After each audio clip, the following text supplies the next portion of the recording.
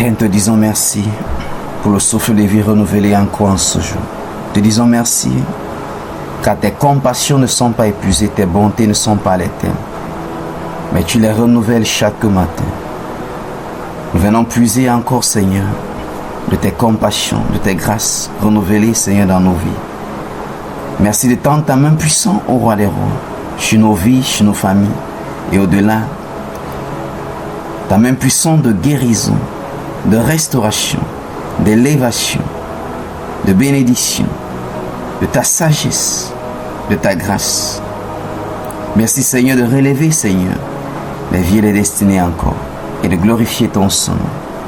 Précieux Saint-Esprit, nous abandonnons à toi. Règne dans nos cœurs, règne dans nos pensées, règne dans nos vies. Que ce qui est impossible devienne possible maintenant. Que ta lumière luise et que tout ce qui est nommé comme confusion, comme obscurité, soit ôté au nom puissant de Jésus-Christ. Alléluia. Une fois de plus, soyez bienvenue, que le Seigneur vous bénisse, vous fortifie. Alors, comme à la coutume, rapidement, je vais t'inviter à prendre ton stylo, ton bloc-notes et ta Bible avec toi. Parce que pendant que tu écoutes la parole de l'Éternel, il faut toujours que tu aies quelque chose autour de toi pour noter. Parce que tu ne sais pas à quel moment le Saint-Esprit va permettre qu'une parole devienne vivante pour toi. Ou une parole encore devienne un sens pour toi. Alléluia.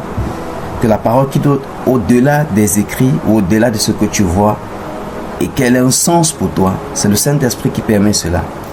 Et dès l'instant où il permet que cette parole se sépare et devient personnelle, c'est en ce moment que ça devient l'instrument de la victoire ou de ta victoire. Alléluia. Et gloire à Jésus, nous sommes dans une série très importante, celui de comprendre comment pouvoir lire cette parole qui est la Bible, l'interpréter, l'appliquer et comment l'expérimenter. Nous avons dit que ce n'est pas la faute de beaucoup d'enfants de Dieu s'ils ne parviennent pas à expérimenter les vertus de la parole de Dieu ou encore la puissance du royaume de Dieu. Parce que si nous ne comprenons pas comment sa parole fonctionne, comment est-ce que nous pouvons expérimenter les promesses que contient cette parole, comment est-ce que nous pouvons expérimenter la puissance et tout ce que nous lisons dans cette parole-là, qui est décrite dont les autres ont vécu. Alléluia. Il faut comprendre comment ça marche. Et par la grâce du Seigneur, c'est là où il est en train de nous conduire. Et c'est que plusieurs jusqu'à ce niveau sont déjà bénis abondamment par les éléments que nous avons déjà touchés. Alléluia. Nous voulons continuer avec les symboles de la parole. Nous avons eu à toucher déjà 3 symboles de la parole. Nous avons vu la parole comme l'épée, selon Hébreux 4:12. Nous avons vu la parole également comme ce marteau qui brise le rocher. Et nous voulons voir la parole comme... Nous avons parlé de la parole comme... Nous voit la parole comme le feu dévorant, oui. Mais nous allons commencer à regarder d'abord la parole de Dieu comme un miroir. Nous avons vu, sans sauter, la parole de Dieu comme sémence. Nous avons mis l'emphase dessus. Et je vais encore revenir dessus en disant que la parole de Dieu comme sémence, c'est la partie pour moi la plus intéressante. Pas parce que les autres ne sont pas, mais lorsque tu comprends, lorsque tu as la révélation de la parole de Dieu en tant que sémence, il y a beaucoup de choses qui changent. Et pour toi qui écoutes encore, l'une des révélations que j'ai partagées concernant la parole de Dieu, nous parlons des symboles de la parole. Tu peux consulter la page YouTube Écoute et sois béni pour t'imprégner les différents épisodes. Nous sommes déjà à les 5 épisodes, ceci sera certainement la 6e épisode. Nous avons dit que la parole de Dieu en tant que sémence nous donne de comprendre que tout ce que Dieu donne à un homme vient en forme de sémence. Nous sommes allés plus loin en disant que les solutions que Dieu fait venir vers nous, lorsque nous crions à lui, lorsque nous prions à lui, elles viennent en forme de sémence. Nous avons vu 2 Corinthiens 9, à partir de son verset 8 à 11, qui ressortent que Dieu est celui qui donne la sémence au semeur. Luc 8, 11, il déclare par rapport à la parabole du semeur, il dit la sémence, c'est la parole de Dieu. Et on dit que Dieu nous donne les solutions, nous créons en lui, mais il donne toujours les solutions, mais elles viennent en forme de sémence. Et nous passons à côté parce que nous manquons le discernement de ces sémences. Tu peux crier à Dieu par rapport à une situation, par rapport à un problème. Il te donne la solution en forme de sémence. Dans quel sens? La semence vient en forme d'idée. La sémence vient en forme de contact, en forme d'opportunité, en forme de relation, en forme de vision, d'un rêve. D'une manière ou d'une autre, la solution ne vient pas immédiatement dans sa maturité, dans sa plénitude. Rares sont les cas ou les instances où la solution viendra automatiquement comme le produit fini. Elles viennent toujours en forme de sémence.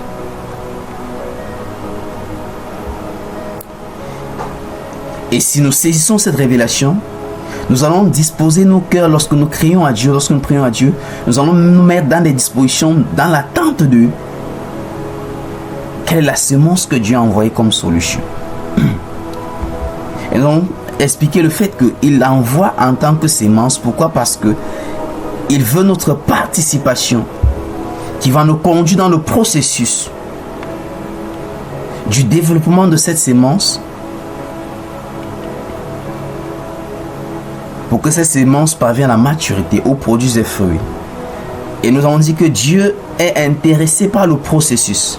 Parce que c'est dans le processus que nous nous conformons véritablement à son image et à sa ressemblance en termes de transformation, de croissance et de développement de capacité. Nous avons pris l'exemple très palpable dans le naturel, le fait qu'une femme qui crie à Dieu pour les fruits des entrailles, ce que Dieu va exaucer en forme de sémence. L'enfant vient en forme de sémence. Et dès l'instant où la semence, la femme discerne qu'elle a reçu cette sémence, tout change. Elle devra s'aligner à tout ce qui va avec pour préserver la sémence jusqu'à ce qu'elle parvienne à la maturité. Qui va prendre 9 mois. Et pendant ce temps, nous avons dit le processus de Dieu a pour but de travailler notre caractère, nous développer. Et un changement au niveau du caractère, ensuite développement de capacité. Donc c'est seulement pour mettre un point dessus que lorsque tu cries à Dieu, tu pries à Dieu, il t'exauce toujours, mais c'est toi qui manques le discernement de la forme de la réponse. Dis Seigneur, s'il te plaît, aide-moi, précieux Saint-Esprit, à discerner à chaque fois les solutions que tu envoies vers moi, qui viennent en forme de sémence. Donne-moi de les discerner. Donne-moi de les discerner. Donne-moi de les discerner. Élève ta voix et commence à prier dans le nom de Jésus-Christ. Élève ta voix et prie, Seigneur, s'il te plaît, donne-moi le discernement. Donne-moi le discernement. Tu cries à Dieu, il t'exauce, mais elle vient en forme de sémence. Parfois, il va te mettre en contact avec quelqu'un. Mais si tu ne discernes pas, ton caractère va briser. La personne n'est pas certainement celui-là qui va apporter la solution, mais il est le point de contact. Il connaît celui qui a la solution dont tu as besoin. Mais parce que tu ne reconnais pas, c'était le cas de Jésus.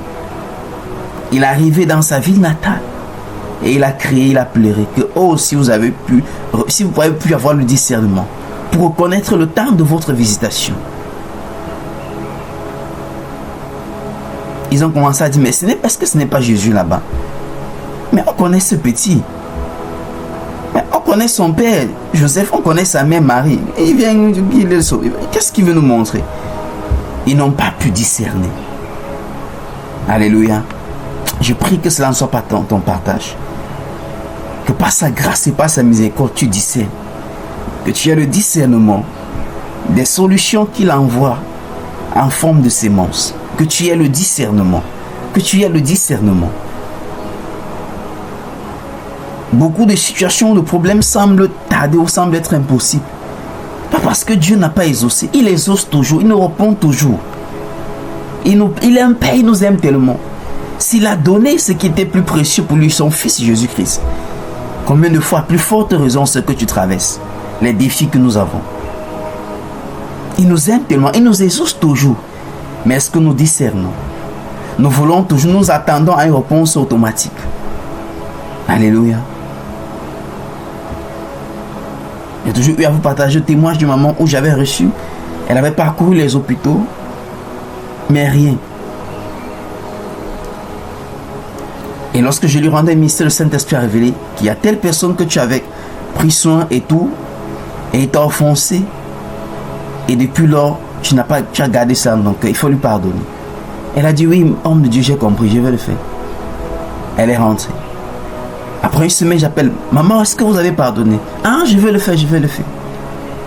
Même son fils a dit, mais l'homme de Dieu a demandé que tu fais tes choses. Qu'est-ce qui s'est passé? Parce qu'il a demandé, appelle la personne. Dis à la personne que tu l'aimes et que tu lui pardonnes.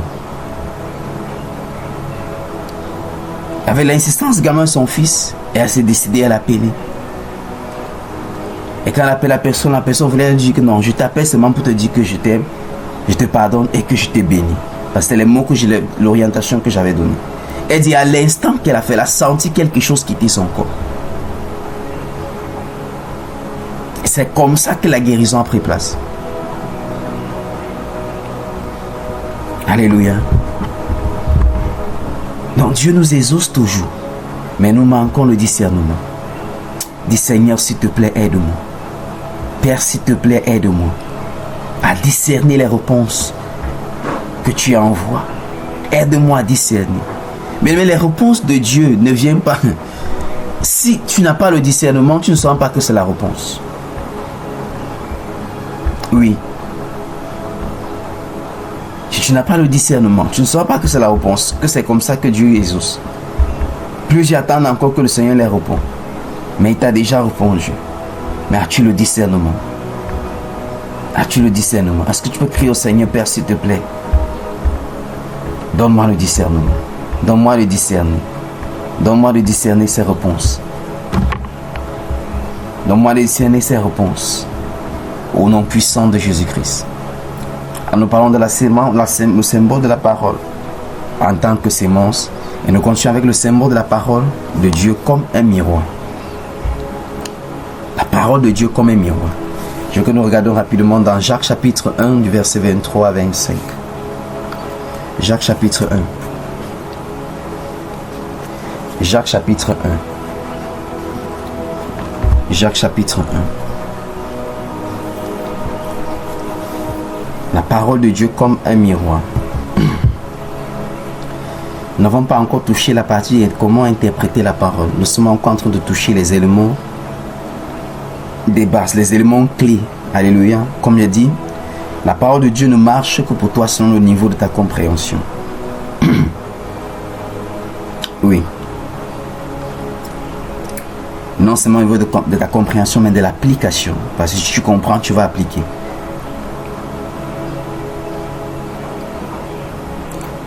C'est pour cela que les gens pensent que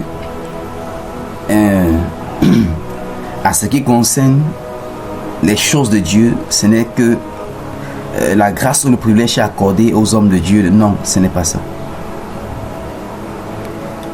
J'ai pris l'exemple pour dire que ce thème que nous sommes en train de traiter, rarement tu verras ce thème traité dans une église. Pourquoi? Parce qu'on a basculé ça, envoyé à l'école, dans les écoles bibliques et tout. Et comme au moins 90% de ceux qui disent Seigneur Jésus-Christ n'iront jamais à l'école biblique parce qu'ils pensent que c'est pour les pasteurs, parce qu'ils pensent que c'est pour ceux que Dieu a appelés au ministère. Ouais, ils oublient que c'est l'école. Ça n'a rien à voir avec le fait qu'ils ont d'abord l'appel. Parce que plus tu connais Dieu. Oh.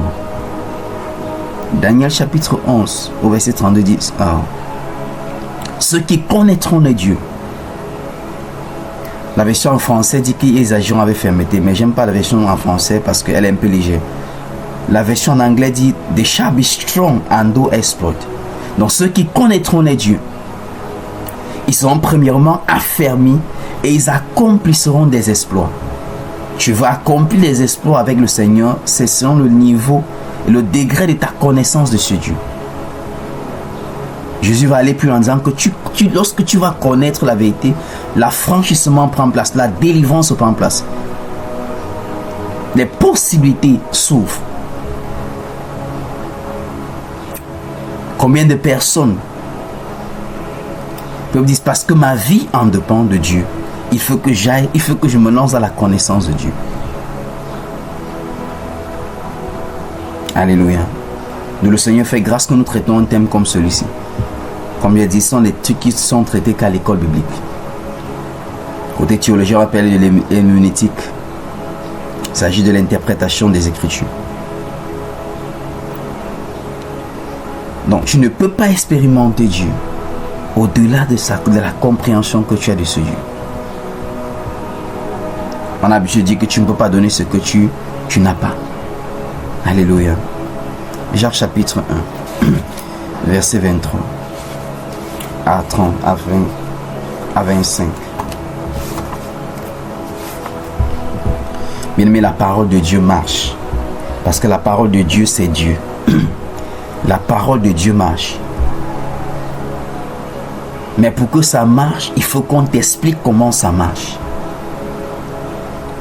Pour que ça marche, il faut que tu comprennes comment ça marche. La parole de Dieu n'est pas automatique comme les gens pensent. Alléluia. Oh Lord, help us. Jacques 1, verset 23-25. Il dit, car si quelqu'un écoute la parole et ne la met pas en pratique, il est semblable à un homme qui regarde dans un miroir son visage naturel et qui, après être regardé, s'en va et oublie aussitôt qu'il était.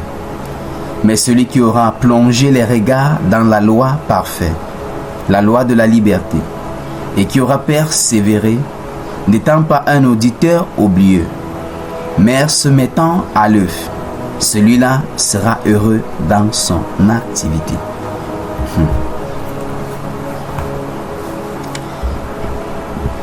Nous parlons du symbole de la parole de Dieu en tant que miroir. Ça, je pense que les femmes sont mieux placées pour comprendre un peu cette portion d'écriture. Ça veut dire qu'au travers de la parole, nous corrigeons ce qui n'est pas.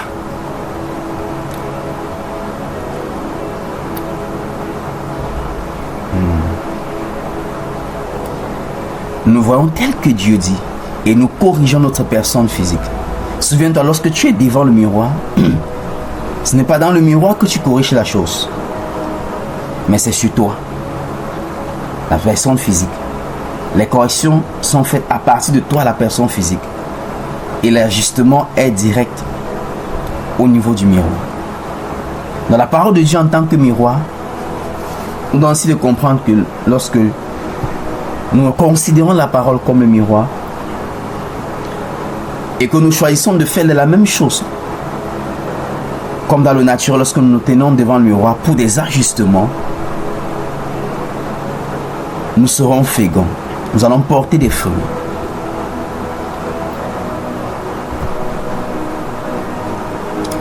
La parole de Dieu, en tant que miroir, ce qu'elle a fait, c'est qu'elle va nous révéler notre véritable nature et nos faiblesses. Nous disons qu'elle a une double fonction essentielle dans nos vies. La première, c'est qu'elle va révéler notre véritable nature et nos faiblesses. Par comment? En mettant en lumière nos péchés et nos manquements. Et le but, ce n'est pas de nous culpabiliser, non. Mais plutôt à nous amener à prendre conscience de nos imperfections et à reconnaître notre besoin de la grâce et du pardon de Dieu.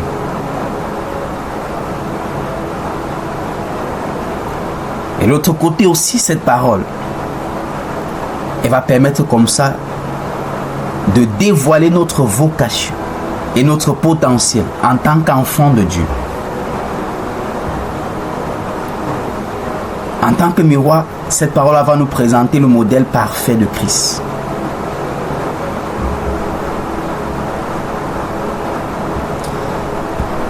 Il va nous donner de comprendre que nous sommes appelés à être comme lui.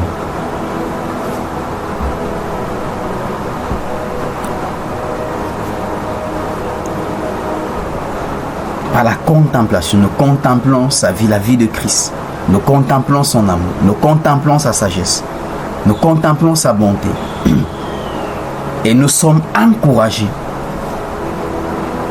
désirant lui ressembler davantage. Alléluia.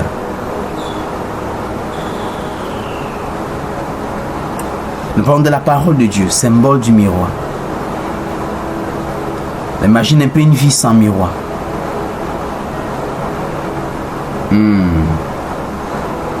Comme je dis encore, ici les femmes vont mieux comprendre. Imagine une vie sans miroir. C'est-à-dire que tu vas t'apprêter tout à l'heure et tu sors sans toutefois te mirer.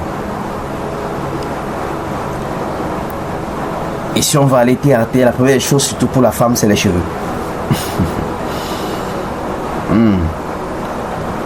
Alléluia. Donc imaginons que tu vas t'apprêter ce jour et sortir sans regarder le miroir. Donc tu vas fonctionner dans une estimation dont tu n'es pas sûr. Comme je disais, au domaine de la coiffure, beaucoup vont sortir chez eux avec des cheveux à moitié coiffés, soit, comme je dis, en termes d'apparence, il n'y aura pas d'assurance. Parce qu'ils savent que quelque chose manque. Ils n'ont pas corrigé quelque chose. Ils ne sont pas certains. Il y a quelque chose qui manque. Quelle est cette chose? Ils n'ont pas simplement vérifié les apparences. Dans la parole de Dieu nous donne, en tant que miroir, de corriger nos imperfections, de corriger nos manquements, de nous ajuster. Et c'est pour cela que je dis toujours, tout enfant de Dieu qui a une relation véritable avec Dieu,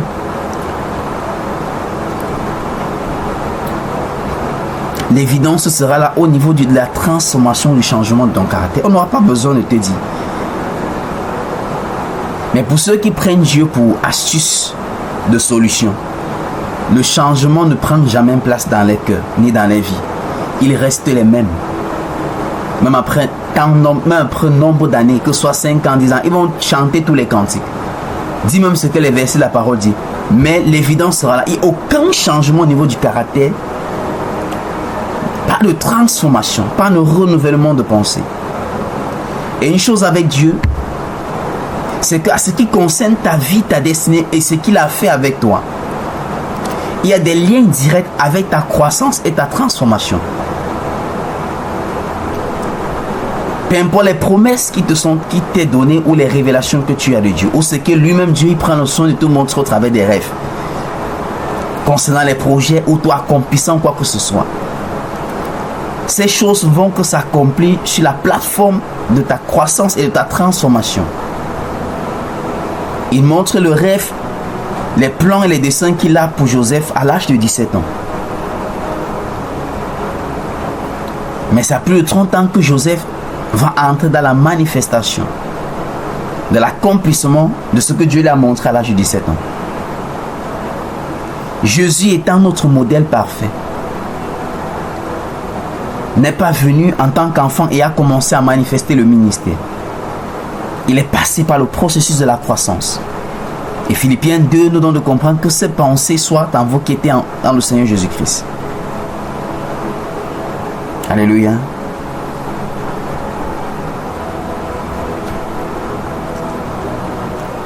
Dans les manifestations des promesses de Dieu dans nos vies est également dépendant du niveau de notre croissance.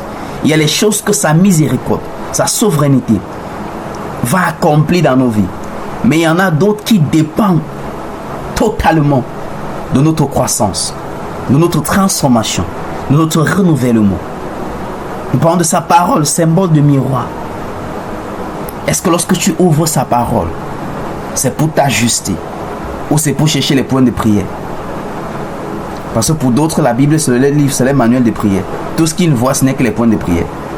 Et leur livre préféré, c'est le livre des psaumes. Oh, l'Éternel est mon berger, je manquerai de rien. Fini de citer. Lorsque tu vas comprendre même le sens de ce que tu es en train de dire, il est mon berger. Pose-toi la question, qu'est-ce qu'il est vraiment ton berger? Berger veut dire que tu es la brebis. Donc tu ne décides rien. C'est lui qui te dirige. Parce que les gens réclament la bénédiction de Somme 23, ouais, je ne manquerai de rien, sans toutefois prendre le soin de s'asseoir sur le mot-clé, berger. Et pourquoi est-ce que David déclare que l'Éternel est son berger? Parce que lui-même, Dieu, dans son expérience, Dieu lui a fait passer par la formation d'un berger. Dans 1 Samuel, lorsqu'on vient oindre, quand Dieu va envoyer le prophète Samuel oindre David, il était au champ avec les brebis de son père. Il a eu la formation d'un berger. Donc il n'utilise pas un terme juste pour utiliser. Alléluia. C'est comme un enseignant va dire que l'Éternel est mon enseignant, je ne manquerai de rien. Parce que lui-même, par l'exercice de la profession d'enseignant, il connaît les implications, il connaît les responsabilités.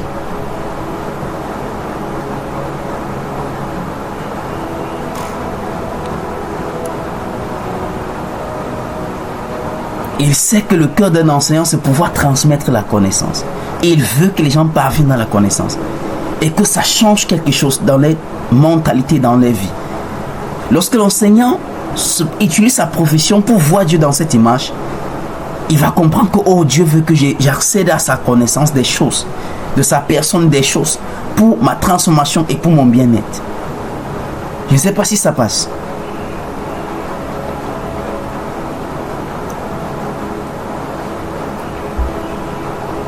Donc ne cherche pas à t'approprier des bénédictions ou des résultats sans toutefois regarder le processus ou l'engagement.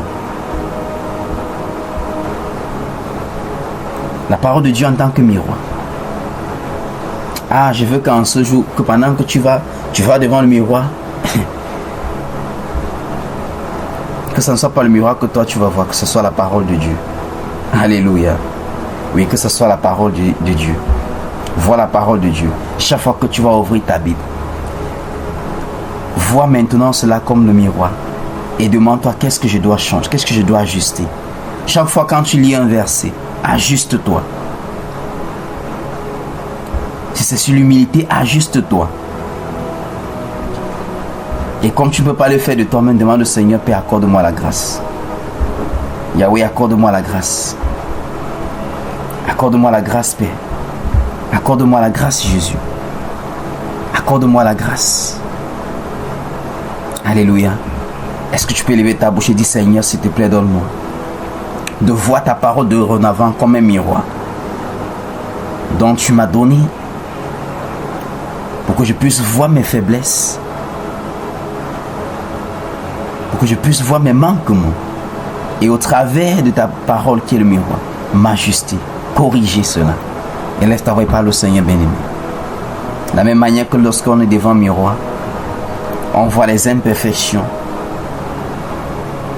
Et de par nous-mêmes, nous les corrigeons. La parole de Dieu te montre ses imperfections. La parole de Dieu te montre ses manquements. Et c'est toi-même par sa grâce qui les corrige. Ce n'est pas quelqu'un d'autre. Ce n'est pas quelqu'un d'autre, bien-aimé. Pendant que tu prends sa parole, tu regardes sa parole, il va ouvrir tes yeux et te donner de voir que si tu avais mal fait, retourne demander pardon. Il faut t'excuser. Il faut. C'est la parole de Dieu qui change. L'homme de lui-même ne peut pas changer. Alléluia. C'est la parole qui change un homme. Qui fait quelqu'un comme l'apôtre Paul, qui était meurtrier, qui tuait, qui avait même comme soif, comme mission principale, de détruire, d'exécuter les vies et les destinées. Devenir un homme dont l'amour de Dieu a gagné le cœur. Je prie que cela soit ton partage au nom puissant de Jésus-Christ.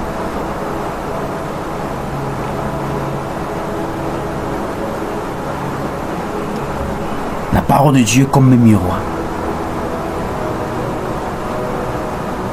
Elle agit comme un miroir pour notre âme. Nos pensées, quand on parle de l'âme, on parle de la pensée, la volonté et les émotions. Elle permet de voir notre véritable intérieur. De reconnaître nos faiblesses, nous disons encore, et nos péchés. Mais elle ne s'arrête pas là, bien-aimée. Elle nous montre également la grâce de Dieu, qui nous offre la possibilité pour se repenser et de changer de direction. Oh Jésus.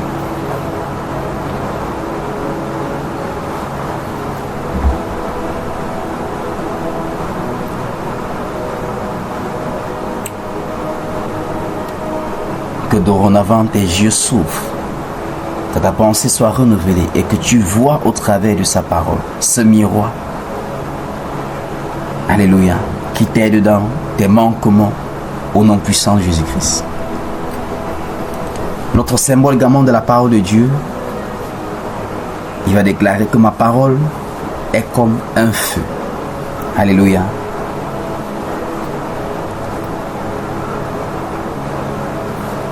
Il déclare que sa parole est comme le feu.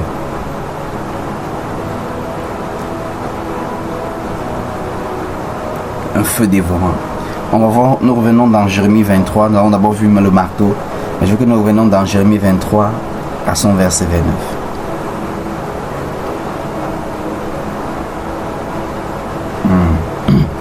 Maintenant, lorsqu'on parle du feu, plus souvent les gens vont voir où ce volet seulement du jugement. Mais la parole de Dieu en tant que feu n'est pas seulement dans le couloir du jugement. Non. Alléluia. Non.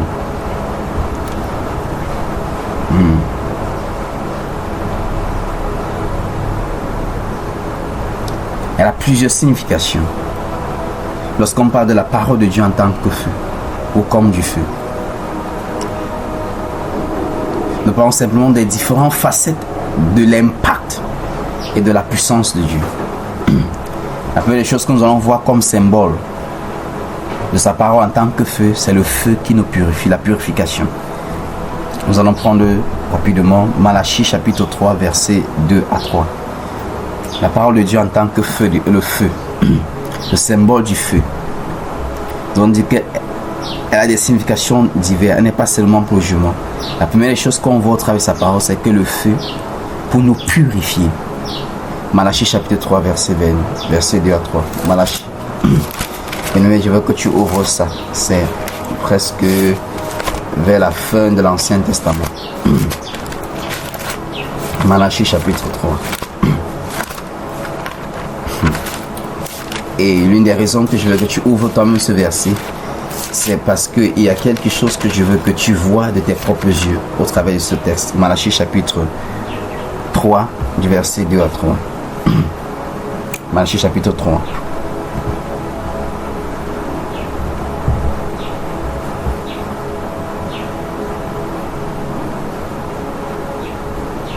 Prenons rapidement mon premier verset. Je dis, écoute, oh sorry, Malachie. Comme je dit, c'est presque le dernier livre de l'Ancien Testament. Ce dernier livre de l'Ancien Testament. Malachie 3.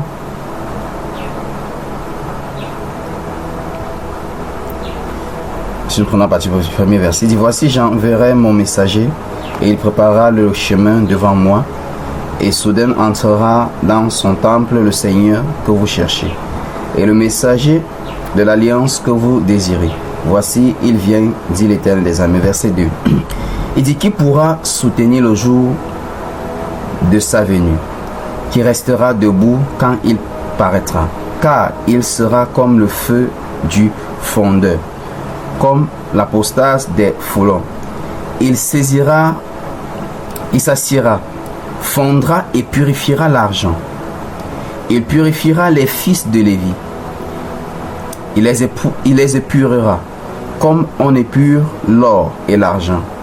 Et ils présenteront à l'Éternel des offrandes avec justice. Ici, lorsque nous lisons ce verset, comme je dis, il faut que toi-même tu vois ce qui est écrit dans ce verset. Ici, Dieu donne la révélation du fait qu'il veut d'abord notre purification avant que nous l'offrons quoi que ce soit en termes de substance. Ici, son feu, ici, c'est le feu de la purification. Son feu, ici, il parlait des fils de Lévite. Parce que c'est eux qui étaient au sacerdoce.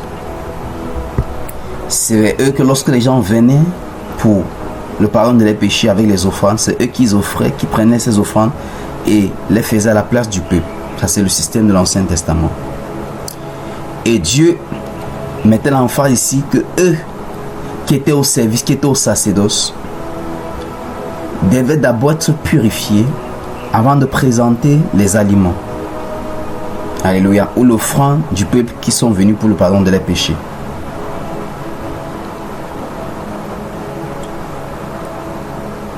Au verset 10, il dit qui pourra soutenir le jour de sa venue, qui restera debout quand il paraîtra, car il sera comme le feu du fondeur, comme l'apostase des foulons. Il s'assiera, fondra et purifiera l'argent. Il purifiera les fils de Lévi. Il les épurera comme on épure l'or et l'argent. Et ils présenteront à l'Éternel des offrandes avec justice. Le premier rôle du feu de Dieu, c'est pour nous purifier. La purification. La purification. Il dit de la même manière que l'or est purifié par le feu. Dieu te purifie d'abord avant d'agréer ta substance ou quoi que ce soit que tu l'offres ou tu lui présentes comme offrande. Il purifie d'abord. Il par son feu. On voit encore le premier rôle de son feu, ce n'est pas pour le jugement, c'est pour nous purifier. Pour nous purifier. Pour nous purifier. Il purifie par son feu. Aujourd'hui, ce n'est plus le cas, par exemple, des fils de Lévites. Parce que le sacerdoce n'est plus celui des Lévites, mais celui de Melchizedek, par notre Seigneur Jésus-Christ. Donc, c'est le sacerdoce de notre Seigneur Jésus-Christ que nous tous, nous avons accès. Et aujourd'hui, nous tous, nous sommes des sacrificateurs. Il n'y a plus de cette catégorie de personnes qui étaient uniquement des sacrificateurs. Par la Bible dit qu'il a fait de nous des rois et des sacrificateurs. Alléluia. Est-ce que ça passe maintenant? Est-ce que tu peux dire, Seigneur, que ta parole en tant que feu me purifie? Me purifie. C'est lorsque sa parole, en ce qui est le feu, lorsqu'elle descend dans la vie du croyant, elle brise les addictions. Elle consume les addictions. Elle consume les liens. C'est sa parole en tant que feu qui purifie. Qui purifie. Qu'il purifie. Souvenez-nous, dans Jean 17, Jésus dit que vous êtes déjà purs à cause de la parole que je vous ai annoncée. Et en fait, là-bas, la parole dont il parlait de la parole en tant que du feu. Son feu qui purifie. Est-ce que tu peux dire, Seigneur, que ta parole, en tant que feu, me purifie. Purifie mes pensées. Purifie ma vie. Purifie tout ce qui me concerne. Purifie, Seigneur. Purifie, ô roi des rois. Que ta parole me purifie. Que ta parole me purifie. Que le feu de ta parole me purifie. Élève ta voix et commence à prier cela. Père, dans le nom de Jésus-Christ, que le feu de ta parole nous purifie, ô roi des rois. De la même manière que l'or est épuré par du feu. Que ta parole nous purifie. Que ta parole nous purifie. Afin que le meilleur de nous, Seigneur, soit manifesté. Au nom puissant de Jésus-Christ. La deuxième des choses que le feu fait, c'est pour illuminer. L'illumination. Le feu éclaire les ténèbres et apporte la lumière. Souvenons-nous dans Exode 3, ce qui a attiré l'attention de Moïse. Le buisson ardent. Il a vu un feu qui brûlait mais qui ne se consumait pas. Alléluia. La parole de Dieu nous éclaire notre esprit et nous donne la sagesse divine pour comprendre les vérités spirituelles. Souvenons-nous du Psaume 119, verset 105. Qu'est-ce que David va dire? David dit, ta parole est une lampe à mes pieds, est une lumière sur mon sentier. Dis, Seigneur, s'il te plaît, éclaire-moi par ta parole. Éclaire-moi par ta parole. Éclaire-moi par ta parole. Éclaire-moi par ta parole. Illumine mes pensées. Illumine mon entendement. Par ta parole. Au nom puissant de Jésus-Christ. Et le troisième niveau de sa parole en tant que feu, c'est le jugement et l'avertissement. C'est également un symbole de jugement et d'avertissement. Et on voit ça dans Jérémie 23 au verset 29. Alléluia. Est-ce que tu peux lever ta voix et commencer à bénir le Seigneur? Commence à lui rendre grâce. Commence à lui rendre grâce. Maintenant que tu as compris le symbole de sa parole en tant que feu, tu peux engager sa parole. Non seulement juste dans la révélation que son feu est pour le jugement, mais qu'elle est là pour purifier. Elle peut t'aider dans cette addiction, dans cette faiblesse. C'est le feu de la parole qui brise, qui consume cela, qui consume. Son feu, le feu de la parole t'éclaire également. Y a-t-il des domaines où la confusion s'est installée? Invite que le feu de sa parole t'illumine. Le feu éclaire, le feu illumine. Jean 1, verset 5, la lumière luise dans les ténèbres et les ténèbres ne pouvaient pas la contenir. Dis Seigneur, merci pour ta parole en tant que miroir, qui me donne de voir mes manquements, mes faiblesses, et qui m'offre la possibilité de ta grâce pour une repentance et pour un renouvellement de l'intelligence, de transformation non puissante de Jésus-Christ.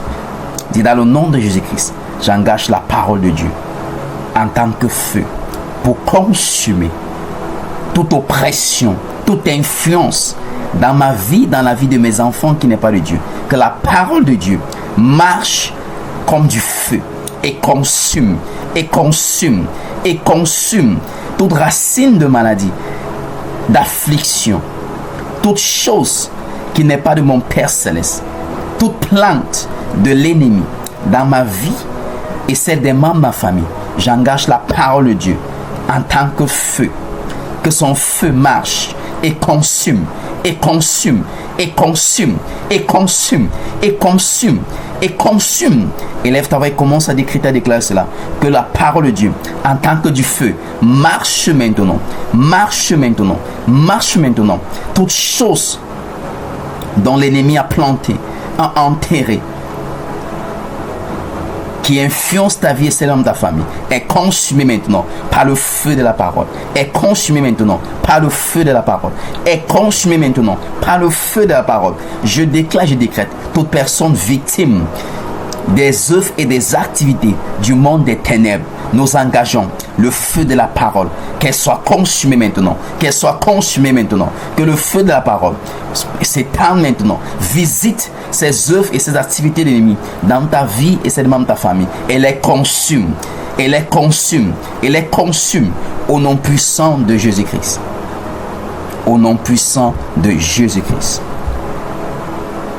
Déclare, Père, dans le nom de Jésus-Christ, que ta parole, comme du feu, juge. Déclare encore, Père, dans le nom de Jésus-Christ, que ta parole, comme du feu, juge l'activité et les œuvres de l'ennemi dans ma vie et celle de ma famille. Dans le nom de Jésus-Christ, ouvre ta bouche et commence à prier. Père, dans le nom de Jésus-Christ, nous engageons ta parole en tant que feu qui juge. Que ta parole en tant que feu se manifeste maintenant. Visite toute activité, toute opération de l'œuvre des ténèbres dans ma vie et celle de ma famille. Que ta parole comme du feu juge les activités, juge les opérations, juge les transactions des ténèbres dans ma vie et celle de ma famille. Maintenant, dans le nom de Jésus-Christ, j'engage ta parole comme du feu pour juger les œuvres d'activité, les ténèbres, des ténèbres, Seigneur. Que toute opération des ténèbres dans ma vie et celle de ma famille, je déclare cela jugé maintenant par le feu de la parole. Jugé maintenant par le feu de la parole. Jugé maintenant par le feu de la parole. Au nom puissant de Jésus-Christ. Déclare, Père, dans le nom de Jésus-Christ, que tout ce qui doit être purifié dans ma vie et celle de ma famille soit purifié maintenant par le feu de ta parole. Sois purifié maintenant par le feu de ta parole. Sois purifié maintenant. Que les cœurs soient purifiés. Que les pensées soient purifiées. Que les vies soient purifiées. Que les lieux soient purifiés. Que les demeures soient purifiées. Par le feu de ta parole, nous engageons le feu de ta parole pour purifier les fondations familiales. Nous engageons le feu de ta parole pour purifier les pensées, pour purifier les cœurs, pour purifier les vies, pour purifier, Seigneur, les destinées au nom puissant de Jésus-Christ. Je déclare que cette portion au nom de Jésus-Christ. Oh, quand ce jour par la puissance de la parole de Dieu, en tant que du feu, les œuvres d'activité de l'ennemi est jugée au nom de Jésus-Christ. Je déclare que par la puissance de la parole de Dieu, en tant que lumière, tu reçois l'orientation, tu reçois la révélation, tu reçois les idées, oh surnaturel au nom puissant de Jésus-Christ. Et soudainement la solution est manifestée. Je déclare que par la puissance de la parole de Dieu, en tant que du feu qui illumine, là où tu étais à court d'idées, oh le Saint-Esprit t'illumine maintenant. Là où tu étais bloqué, le Saint-Esprit prend place maintenant et t'illumine et te communique sa sagesse au nom puissant de Jésus-Christ. Par la parole de Dieu en tant que du feu qui purifie, je déclare que tout ce qui devait être purifié est visité maintenant par le feu de la parole. Et comme Josué, tout vêtement de souillure est consumé par le feu de Dieu. Tout vêtement que l'ennemi avait mis sur quiconque pour définir un statut d'esclave par le feu de la parole. Ces vêtements sataniques, ces vêtements sont consumés au nom de Jésus-Christ. Nous engageons la puissance de la parole de Dieu pour visiter tout ce qui a été planté, enterré, pour agir contre nos vies et nos destinées. Le feu de la parole repère cela maintenant. Les réduise en cendres au nom de Jésus-Christ. Et le pouvoir de ces choses est brisé au nom puissant de Christ. Par la puissance du feu de la parole, tu marches dans la plénitude de sa grâce, de sa puissance et de sa gloire. Au nom puissant de Jésus-Christ. Amen, amen, amen. Que c'est